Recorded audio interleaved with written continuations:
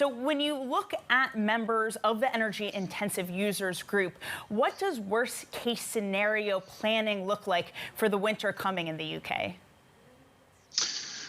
Worst case, I'll caveat that it's a worst case. It's still a scenario, so it has a probability that it might happen, but the probability is still low. In case it does happen, the UK will go through a standard emergency process where they will interrupt supply contract, basically supply to non-domestic businesses, basically, so non-domestic energy users, mainly businesses. Including energy-intensive industries. But within that process, certain glassworks, kilns, and blast furnaces are exempt from that, put on a priority list if their asset value is more than 50 million.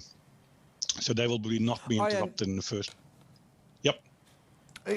Based on your own estimates on a worst-case scenario in this winter, you've talked about which industries might have an exemption, but which industries might be worst hit in the worst-case scenarios, and which kind of areas might be shut down, which sectors of the economy? That's a difficult. So I represent energy-intensive industries. They will pay because they consume the last volume of gas and electricity. So if you do have an emergency, you will go after them first because they help if they reduce gas and electricity consumption. If you ignore the ones that are exempted, you will think of primarily chemicals, paper, and pulp, and up to point steel. So they will be basically asked to not consume and not to produce. So Arjan, you mentioned here we are talking about the worst case scenario. Do you have any sort of models you're using internally as to what the likely outcome this winter will be? I'm not, but I do get feedback from my members, and of course they're analyzing security supply risk to their own company as well, and they do report that to me. But what normally happens is that National Grid over here in the UK published its winter energy outlook for both electricity and gas, and that sets out the various scenarios for security energy supply in the UK. Now they have published their early views, less on gas but more on electricity, and that certainly shows that the risk of security of electricity supply in the UK over the winter is increasing. I've been told that many of the UK's most energy-intensive users use the firm that was known as Gazprom Energy. It's obviously now been renamed and controlled by the German government. Is there now sufficient confidence in the stability of this supplier? Yes, I think so. There's much more confidence because initially we had the risk that sanctions would apply to the two entities that Gazprom entities operate in the UK. But with the German intervention and the comfort they provided to the market, that has stabilized itself.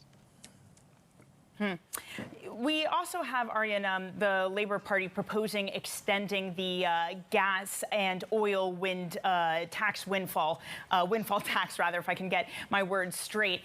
This, of course, follows after one that the Conservative Party adopted. What do you make of that proposal of continuing it out through the winter months? It's generally difficult, understand the difficulties with windfall tax and how particularly to administer it. It has an impact on investment certainty in the UK as well. Then again, if companies make excessive profits that they wouldn't have automatically otherwise made because of this particular circumstances, there may be a case for that. But it's a difficult balance to strike, and I always leave it up to the Treasury. Arjan, do you feel that most of the clients in your group, they have a full kind of, they fully embraced the fact of how bad it might get this winter? Or are they kind of staying a little bit in denial or optimistic or hoping for some kind of government intervention that's going to relieve the situation? Are they preparing for the worst, or are they just aware of it and kind of going, it's not going to happen? Probably a bit more on the second side. Hopefully not going to happen, and that the government will do some more. To be fair enough, the government over here has done something already. They've asked coal-fired power stations to be open for longer, and they've asked National Grid to come up with demand-side products to avoid getting to a national emergency on energy. So they've done that. However, the full extent of the full risk is not yet known until National Grid publishes its full winter outlook, and that's only due for early October. So until then, it's still a little bit uncertain for energy center industries whether they should invest in, for example, backup or not. Because if you do that, it does require additional investments.